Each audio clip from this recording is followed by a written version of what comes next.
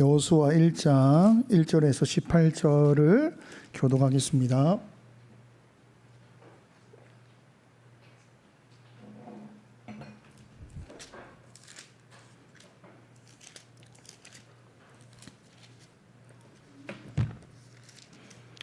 찾으신 줄 알고 교독을 하겠습니다.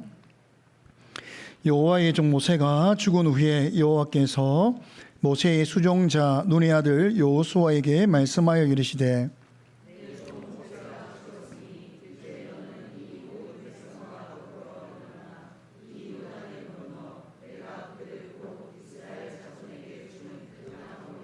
내가 모세에게 말한 바와 같이 너희 발바닥으로 밟는 곳은 모두 내가 너희에게 주었노니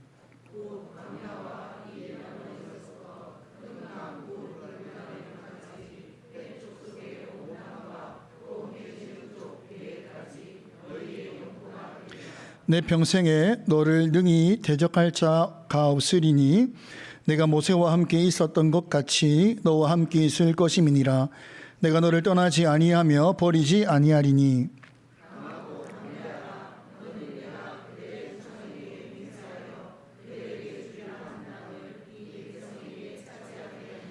오직 강하고 극히 담대하여 나의 종 모세가 내게 명령한 그 율법을 다 지켜 행하고 우로나 좌로나 치우치지 말라. 그리하면 어디로 가든지 형통하리니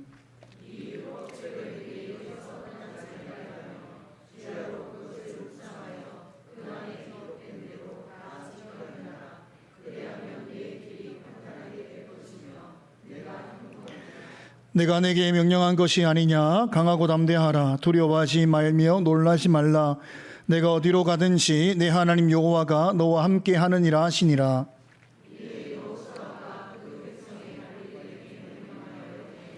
진중에 두루다니며 그 백성에게 명령하여 이르기를 양식을 준비하라. 사흘 안에 너희가 이 요단을 건너 너희의 하나님 여호와께서 너희에게 주사 차지하게 하시는 땅을 차지하기 위하여 들어갈 것임이니라 하라.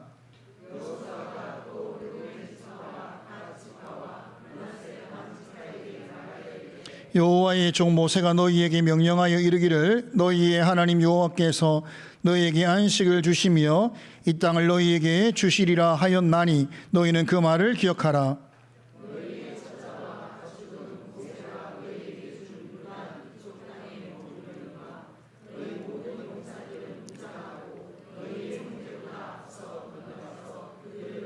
여호와께서 너희를 안식하게 하신 것 같이 너희의 형제도 안식하며 그들도 너희의 하나님 여호와께서 주시는 그 땅을 차지하기까지 하라. 그리고 너희는 너희 소유지 곧 여호와의 종 모세가 너희에게 준 요단 이쪽 해 돋는 곳으로 돌아가서 그것을 차지할지니라.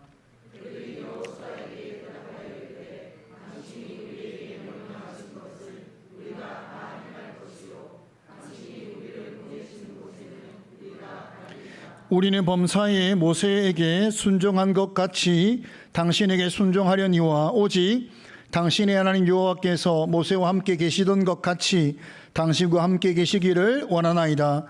누구든지 당신의 명령을 거역하며 당신의 말씀을 순종하지 아니하는 자는 죽임을 당하리니 오직 강하고 담대하소서. 아멘. 2025년 여름 수련회가 마쳤습니다. 올해는 제가 중고등부와 청년부를 강서로 섬겼습니다. 다른 교회에서 강서로 섬길 때에는 보통 했던 설교 또는 이전에 잘 준비했던 강의를 내용을 가지고 다시 정리하여서 하는 경우가 많습니다. 그래서 준비하는 기간이 많이 필요하지 않습니다. 반면에 섬기는 교회에서 강의를 맡게 될 경우에는 이미 제가 가지고 있는 모든 것이 다 소진되었기 때문에 새롭게 준비해야 되는, 그래서 많은 시간이 필요한 그런 경우입니다. 이번 여름 수련회를 준비하면서 지금까지와 다르게 제가 강의를 맡으면서 우리 아이들에 대해서 가장 잘 아는 사람이 저니까 가장 잘 아는 제가 아이들이 필요한 내용을 준비하는 것도 가끔은 필요하다. 예, 우리 부양생들 좀 이해해 주십시오. 가끔은입니다. 가끔은 필요하다. 이런 생각을 하게 되었습니다. 청년부 강의를 2번 했었는데 그 중에 2번째 강의의 주제가 신앙과 공부라고 하는 이 주제를 가지고 제가 강의를 하였습니다. 어떻게 하면 신앙과 공부를 연결시킬까?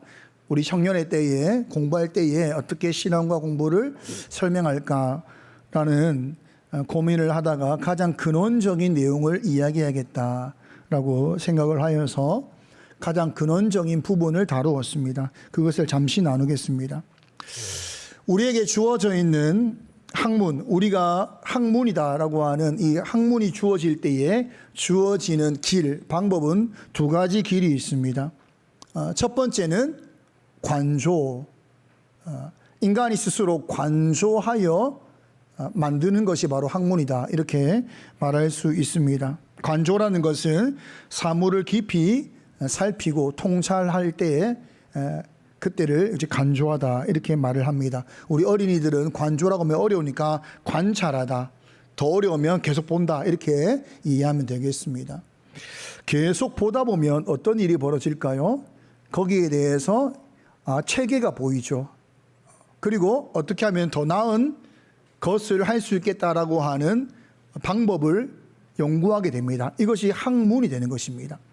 우리 초등학생들은, 우리 교회 초등학생들은 축구도 좋아하고 야구도 좋아합니다. 지금 전 세계적으로 이런 스포츠가 굉장히 붐을 일고 있잖아요. 그래서 스포츠학이라고 하는 학문이 아주 크게 지금 발전했습니다. 스포츠학이 발전함과 함께 스포츠가 발전하다 보니까 이전에 없던 재활에 관한 학문이 또 크게 발전을 했습니다.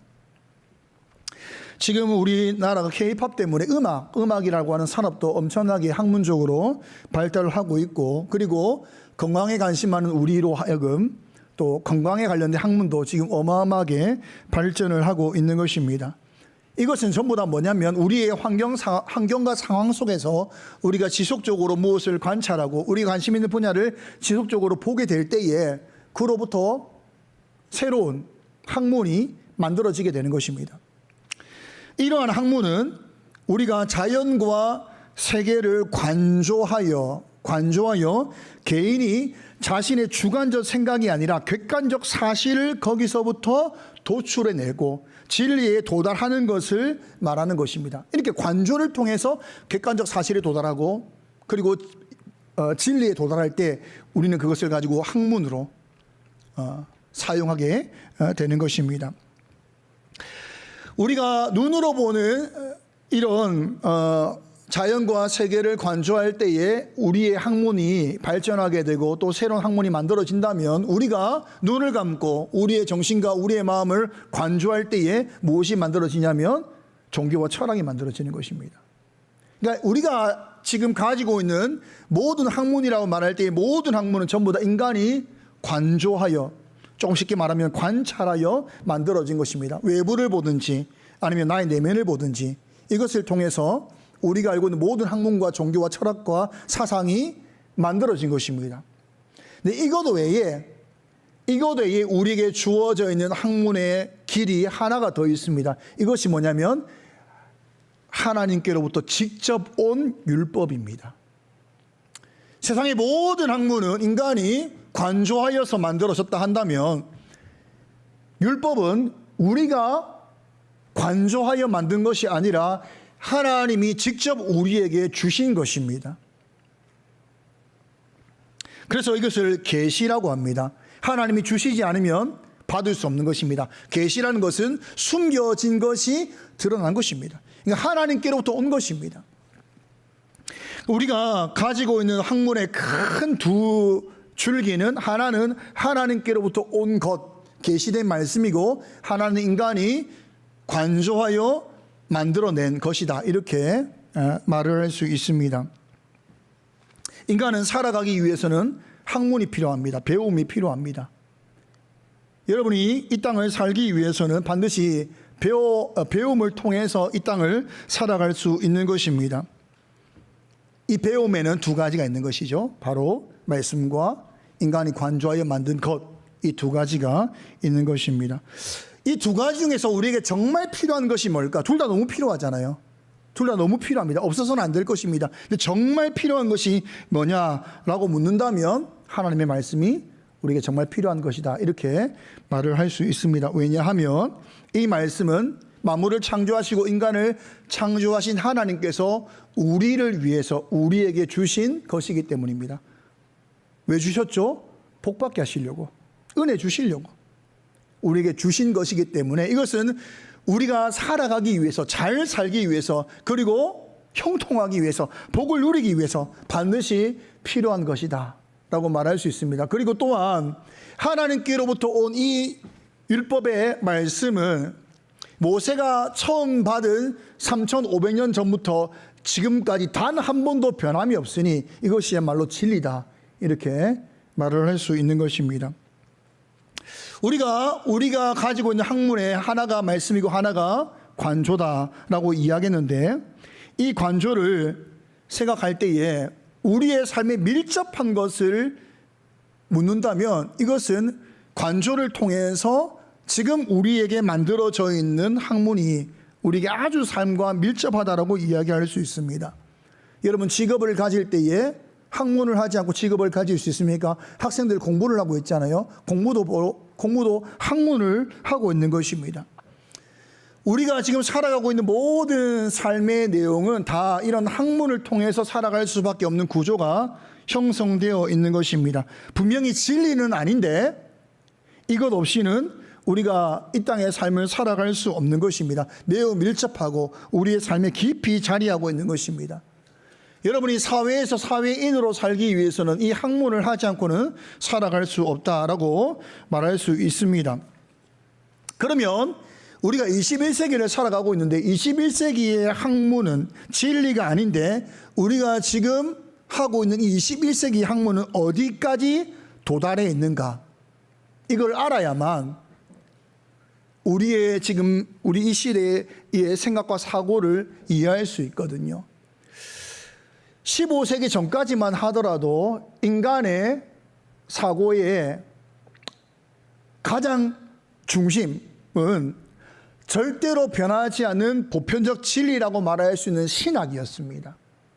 그러나 15세기를 지나면서 르네상스 시대가 도래하고 18세기에 계몽주의가 도래하면서 절대 진리라고 말했던, 불변한 진리라고 말했던, 모든 것의 기준과 좌표라고 말했던 신학이 점점 내려가고 인간의 이성이 진리의 자리에 도달하게 됩니다.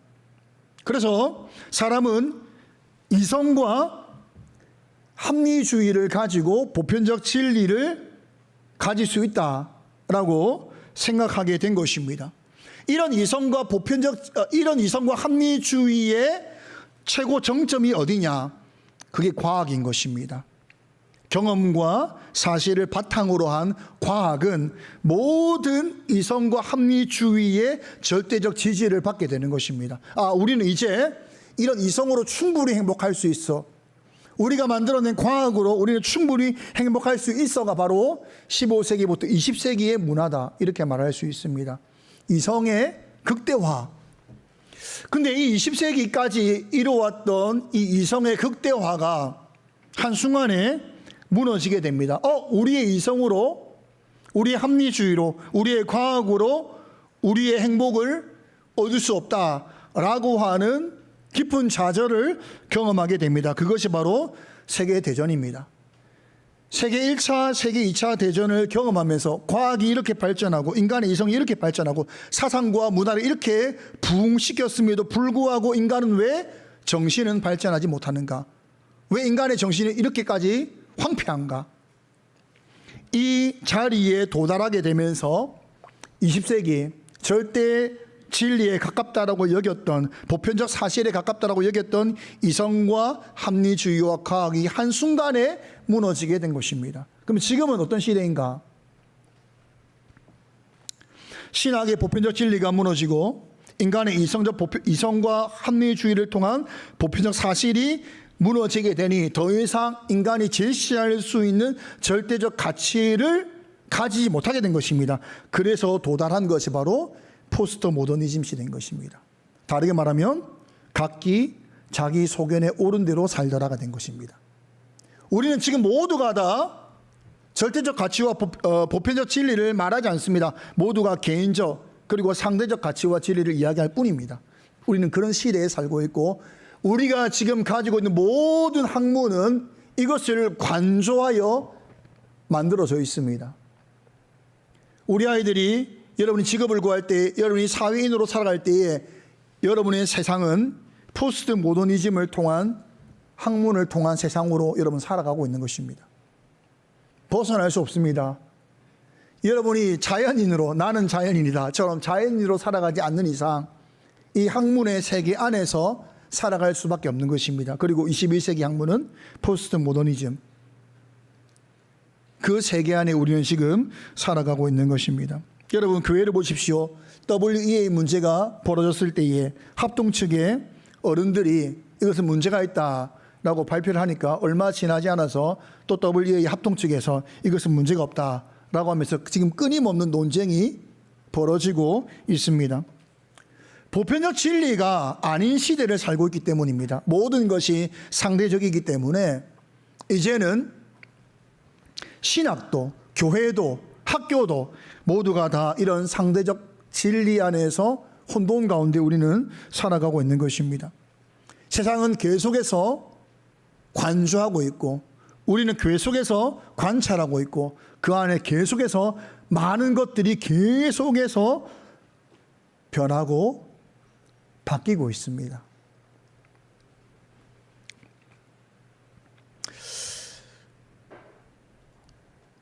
세상은 계속 바뀔 것입니다. 인간이 만들어낸 문화는 인간이 관조하여 만들었기 때문에 환경과 상황과 내용이 달라질 때마다 관심의 분야가 달라질 때마다 계속하여 바뀔 것입니다. 이런 시대를 우리가 지금 살아가고 있습니다. 오늘 말씀의 제목처럼 그렇다면 우리와 우리의 다음 세대는 어떻게 살아야 하는가? 오늘 저는 여호수아 1장을 가지고 나누려고 합니다. 여호수아는 모세의 뒤를 이어서 이스라엘의 지도자가 된 사람입니다. 이스라엘은 애굽에서는 종으로 살았습니다. 그렇게 하다가 광야에 40년 동안은 자유인으로 살지만 전혀 다른 애굽의 자유인과는 또 전혀 다른 자유인의 삶을 배우며 살아야 했습니다.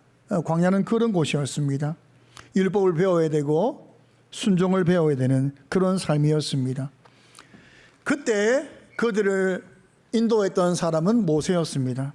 모세를 따라 40년을 버텼고 드디어 가나안에 입성할 수 있는 자격을 갖추게 된 것입니다. 그러나 그들을 40년 동안 이끌었던 모세는 이제 사라지고 새로운 지도자 여호수아가 새로운 나라, 새로운 땅, 새로운 문화의 가나안을 들어가는 리더로서 세워지게 된 것입니다. 애국과 광야는 다르고 또 광야와 가나안은 다릅니다. 이전 세대와 지금이 다르고 또 지금 세대와 앞으로 10년 뒤의 세상은 다를 것입니다. 두렵습니다.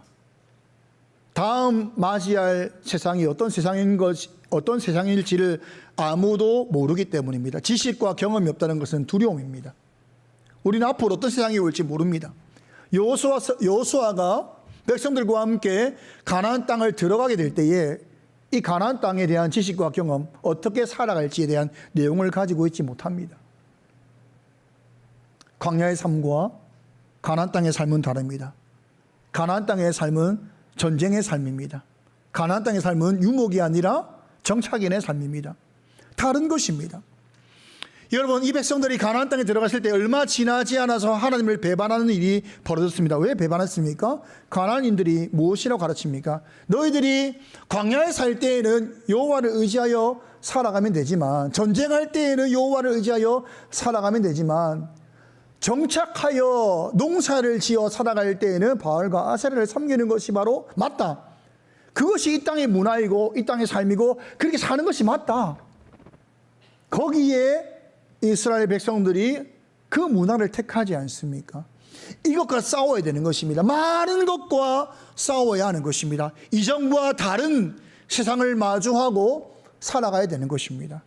이 두려움의 현장 가운데 하나님께서 여호수아에게 나타나신 것입니다. 그리고 여호수아 1장을 통하여서 우리에게 세 가지를 가르치고 있는 것입니다. 여러분, 반드시 여러분이 지금 살고 있는 삶과 앞으로의 삶은 다를 것입니다. 지금 여러분이 이렇게 살면 되겠다라고 했던 것과 10년 뒤의 삶은 다를 것입니다. 어떻게 살아야 되는가? 첫 번째, 율법을 지켜 행하며 살아야 된다라고 말하고 있습니다. 새로운 세상을 마주하며 두려워하고 있는 여호수아에게, 그리고 이스라엘 백성에게 하나님 나타나셔서 말씀하십니다. 모세에게 말한 바와 같이 가나안 땅을 너희에게 줄 것인데, 너희와 함께 할 것인데 율법을 지켜 행하라 라고 말씀한다는 것입니다. 6절부터 8절까지를 합독하겠습니다.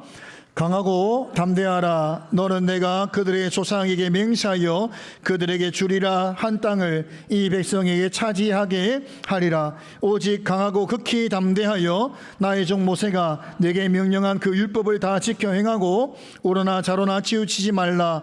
그리하면 어디로 가든지 형통하리니 이 율법책을 내 입에서 떠나지 말게 하며 주야로 그것을 묵상하여 그 안에 기록된 대로 다 지켜 행하라. 그리하면 내 길이 평탄하게 될 것이며 내가 형통하리라. 여러분, 새로운 것을 마주한다는 것은 정말 두렵습니다. 그 두려워하고 있는 여호수아에게 하나님께서 강하고 담대하라는 말씀을 3번을 말씀하십니다. 새로운 것, 지식과 경험이 없는 세상 속에서 들어가 산다는 것은 참 두려운 것입니다. 그때 하나님께서 하신 말씀이 율법을 지켜 행하라. 그리하면 형통하리라. 여러분, 이 말씀은 3,500년 전이나 지금이나 동일한 줄 믿습니다. 여러분, 만물을 지으시고 사람을 창조하신 하나님께서 인간의 삶을 위해서, 인간의 형통을 위해서, 인간의 복을 위해서 주신 것입니다. 인간이 만든 것이 아닙니다. 주신 것입니다. 그리고 하나님은 이 말씀을 통해서 처음부터 지금까지 단 한 번도 빠짐없이, 그리고 변함없이 늘 똑같은 말씀을 하셨습니다. 말씀을 지켜 행하라. 율법을 지켜 행하라. 그리하면 형통하리라. 광야의 길을 걸을 때에도 율법을 지켜 행하라. 가나안 땅에 살아갈 때에도 율법을 지켜 행하라. 왕을 뽑을 때에도 율법을 지켜 행하라. 변한 적이 없습니다. 하나님께서 만물을 창조하시고 단 하나의 법칙으로 말씀하고 있는 것입니다. 율법을 지켜 행하라. 그리하면 형통하리라. 여러분, 관조를 통하여서 만들어진 학문은 계속해서 바뀝니다. 아마 여러분 잘 먹고 잘 살기 위해서는 아마 이러한 것들을 유행 따라 바뀌는 학문, 사람의 관심 따라 바뀌는 이런 학문의 관심을 가지고 아, 돈의 흐름이 이쪽이구나, 이렇게 하면 되겠구나, 아마 이렇게 따라갈지도 모릅니다. 그렇게 하면 돈을 벌겠죠. 그렇게 하면 권력과 명예를 잡을 수 있을 줄도 모릅니다. 왜요? 세상은 변하니까. 끊임없이 기회를 얻을 수 있는 시대다, 이렇게 말할 수 있습니다. 왜요? 계속 변하니까. 인종과 민족이 다르면 다릅니다. 나라가 달라도 이런 학문의 관심과 내용이 다릅니다. 왜요? 인간이 관조하여 관찰하여 만든 학문이기 때문입니다. 그러나 이 학문을 아무리 따라간다 할지라도 인간의 삶은 형통하지는 않습니다. 돈은 얻을 수 있고 명예는 얻을 수 있고 권력을 가질 수 있을지는 모르지만 하나님이 정말 인간에게 주시고자 하는 은혜와 복과 그런 형통한 삶과 영원한 가치를 얻지는 못할 것입니다. 율법을 지켜 행하라. 네가 어느 민족이든지 어느 상황이든지 어떤 때이든지 나라가 세상이 어떻게 바뀌든지 너의 형통함은 말씀을 지켜 행함에 있다. 그렇게 말씀하고 있는 것입니다. 지금도 만물을 다스리신 하나님께서 이 방법과 원리로 다스리고 계신다라고 말씀하고 있는 것입니다. 그러므로 여러분, 내 삶이 오늘과 내일이 다를 것 같고 또 큰 시험과 문제를 앞두고 있을 때 내년에 대한 염려와 10년 뒤에 대한 어떤 노후에 대한 걱정과 여러 가지가 있을 때 여러분, 오늘 말씀 6절부터 8절의 말씀을 기억하시기 바랍니다. 우리가 살아가는 삶의 원리는 동일합니다. 율법을 지켜 행하라. 그리하면 형통하리라. 모든 자에게 하나님이 주신 말씀입니다.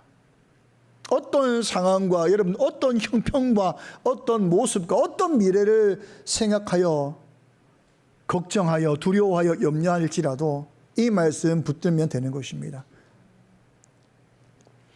두 번째로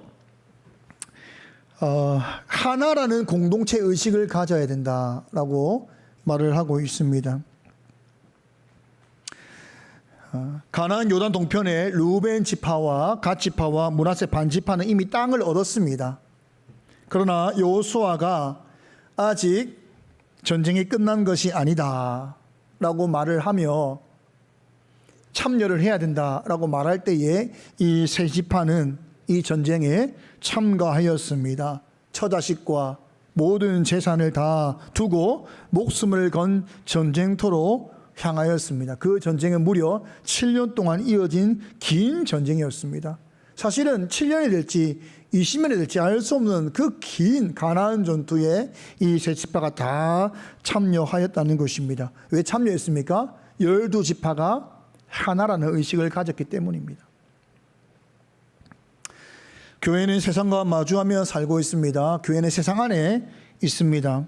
세상 안에서 우리가 교회답게 살기 위해서는, 우리가 승리하며 살기 위해서는 우리가 모두 하나의 공동체다, 하나다 라고 하는 생각을 가져야 되는 것입니다. 오늘 우리 오구역이 했던 찬양 함께 지어져 가네, 가사가 슬픔과 고통 나누네. 그러니까 함께 지어져 간다는 것이 뭔지 우리 알고 있는 거예요.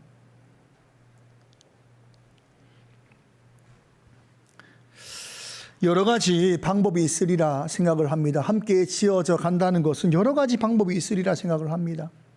이렇게 민족이 전쟁에 참가할 때에 내가 하나의 민족이니까, 나도 한 민족이니까 내가 그 전쟁에 함께 참가하여서 함께 땅을 정복하는 일에 내가 동참하겠다. 그것도 하나를 말하는 것이고, 또 무엇이 있겠습니까? 위로하며 격려하는 것도 하나를 이루는 공동체의 마음이다, 이렇게 말할 수 있습니다.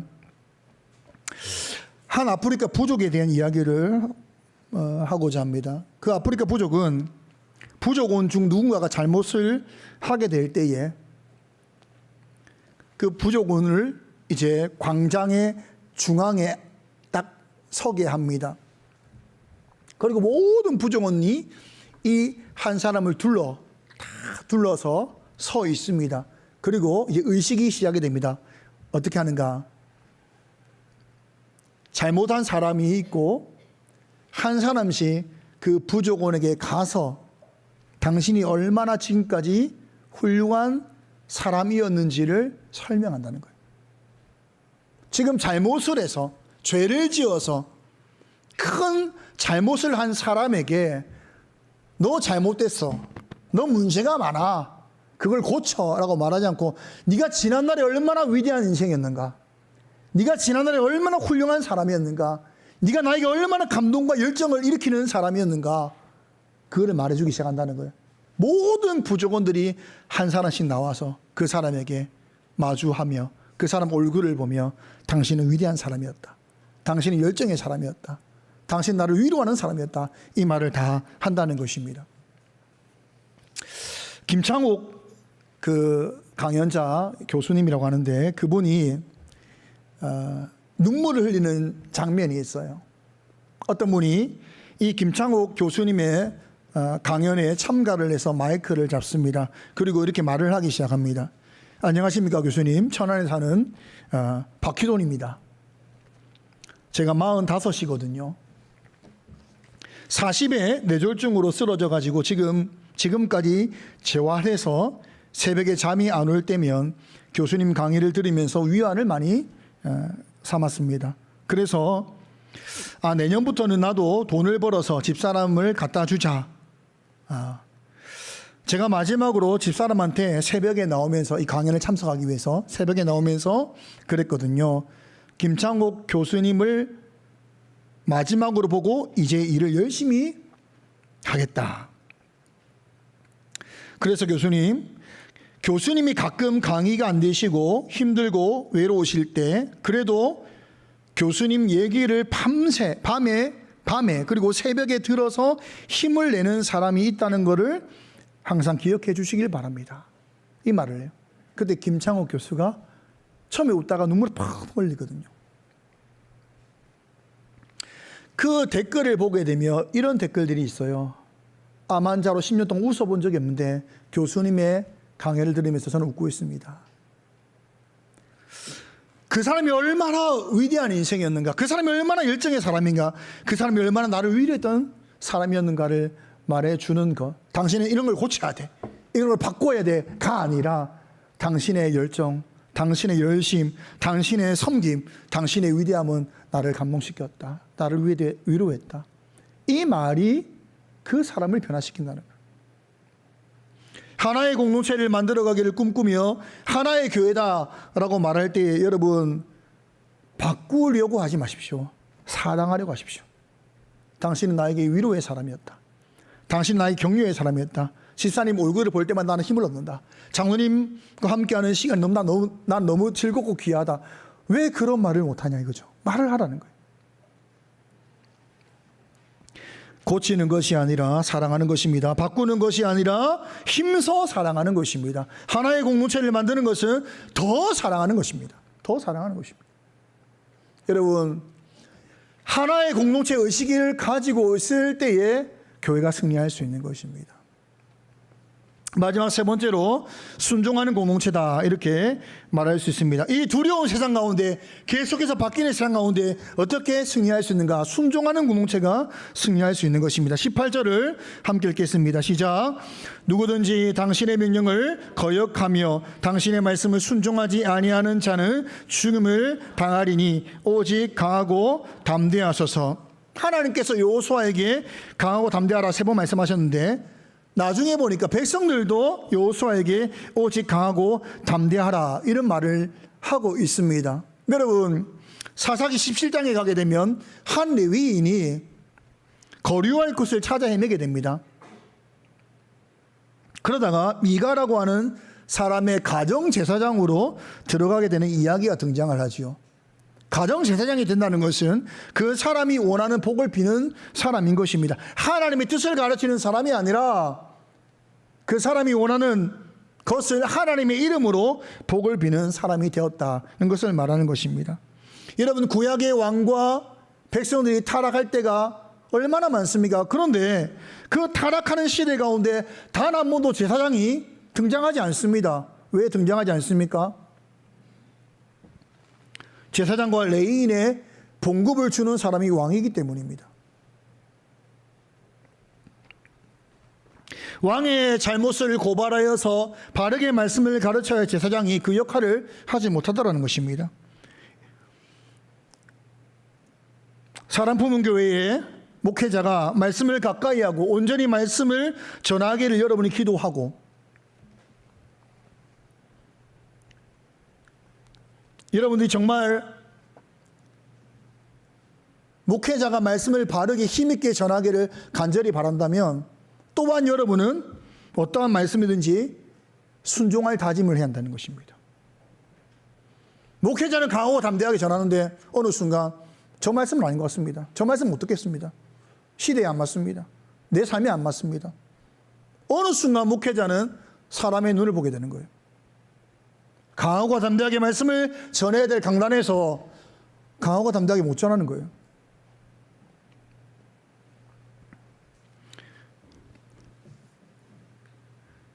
하나님 말씀은 그렇지만 목사님, 세상이 다릅니다. 오늘 분명히 말하겠습니다.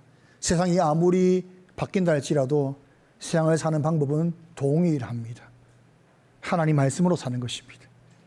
문화와 학문은 끊임없이 또 바뀔 것입니다. 포스트 모더니즘, 21세기 포스트 모더니즘이 언제 또 다른 사상과 내용으로 바뀔지 어떻게 알겠습니까? 하지만 변하지 않는 진리, 말씀으로 산다. 이것을 우리가 붙들고 사는 것입니다. 그러므로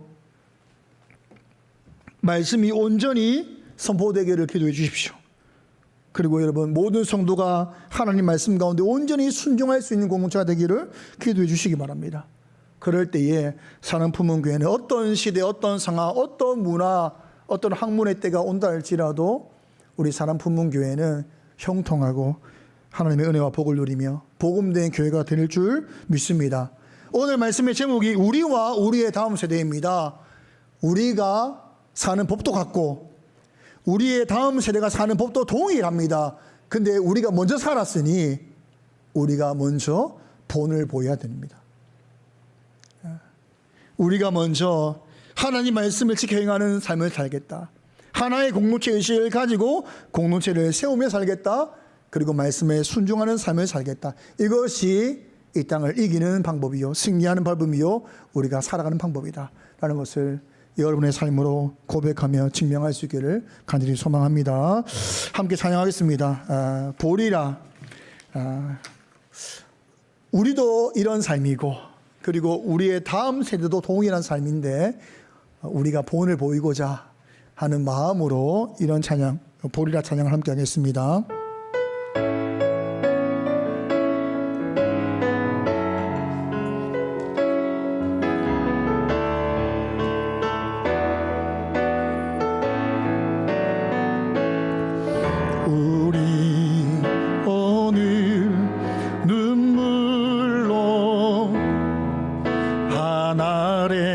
씨앗을 심는다.